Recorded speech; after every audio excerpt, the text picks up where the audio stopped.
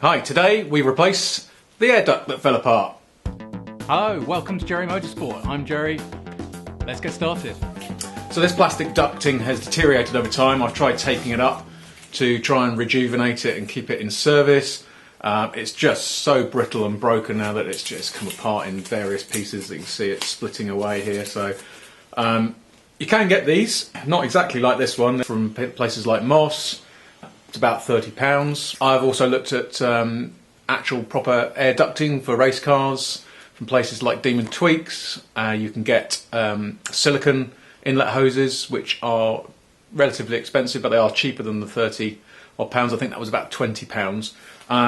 But what I've found, and I'm going to try, is for about £8 I've got this aluminium ducting, which essentially is just household ducting for extractor fans.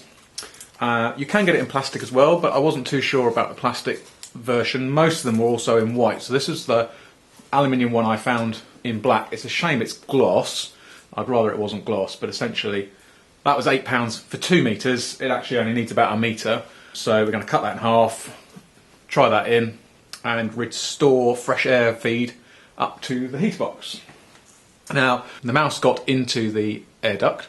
Now, whether that has caused any more issues, I don't really know, but anyway, it's fallen apart. I can't mend it anymore, so I'm moving on. I'm going to try this.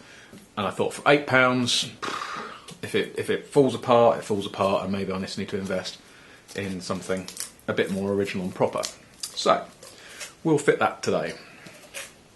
So the air for the heater duct comes from an opening down here on the driver's side on the UK car, and it comes up the wing into the airbox where there's a flap valve. Now that flap valve was gnawed a little bit by Mr. Mouse when they were living in the car, but to be honest, that stays open a lot of the time on the car. Actually, the heater, as I've mentioned on a previous episode, is incredibly efficient, and in competition I tend to switch the heater on, divert the flow to the passenger footwell, and just a way to keep the car cool during competition.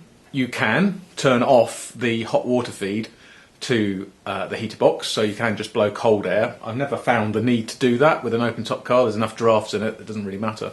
But this car is actually fitted with what I think is the hot water valve from a Mini, which means it's got an actuator arm on it, which means you can turn it on and off from within the cabin. There's no cable attached to this, so it's basically always on. The normal situation on these cars is just a tap that you can open and close to give you a degree of hot water going to the heater box, but you can't remotely turn it off. I can't remotely turn it off. It's always on. It was a little bit corroded when I took the car out of storage, but essentially I'm leaving that. I might in time put a heater controller on it, but like I say, I always run it hot anyway. The flap valve, again, hardly ever use that. Essentially you can stop the air from coming in, or certainly reduce the flow coming in when you're driving along. According to the manual, the fresh air feed is sort of naturally coming through under driving, so as you're driving along, the pressure at the front of the car pushes the air up the pipe into the airbox and then into the cabin, where you can direct it either up to the windscreen by shutting the down the footwell, and if you open the footwell it kind of goes both. It's not so controllable as you might think. Essentially, if you want to demist the windscreen, you have to shut the feet. The fan is to draw air through the heater box at low speeds. Established recently that the fan control knob that you pull and push for shutting of this valve here is actually an electrical switch, and if you rotate it, it clicks and it turns the fan on and off. So you can click and pull and... Yeah, but can you hear that? That switch. I'm going to try and get that renovated, because I think that's quite a neat idea rather than having this loose switch. It used to be next to the radio,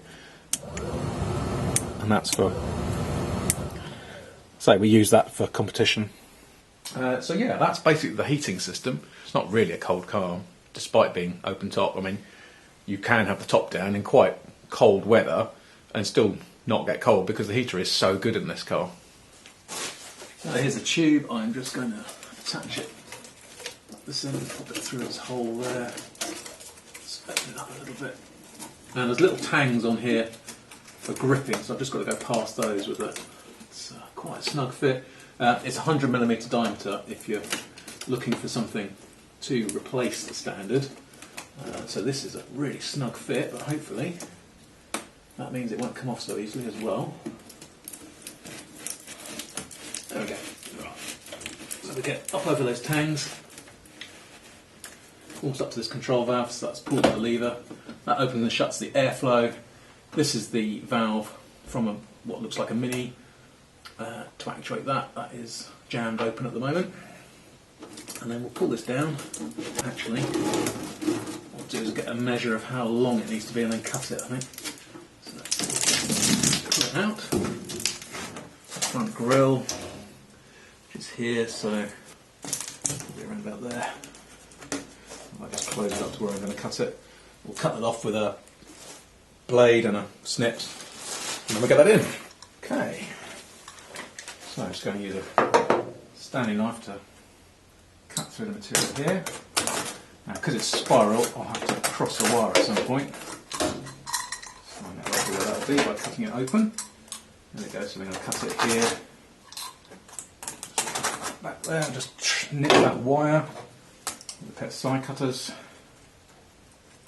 There we go. So, well, actually, in theory, should now have enough to do this again. Probably, yeah. So, plenty of material there.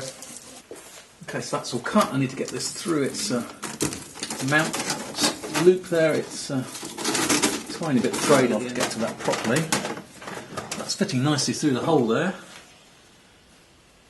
So there we go. We have the aluminium ducting installed.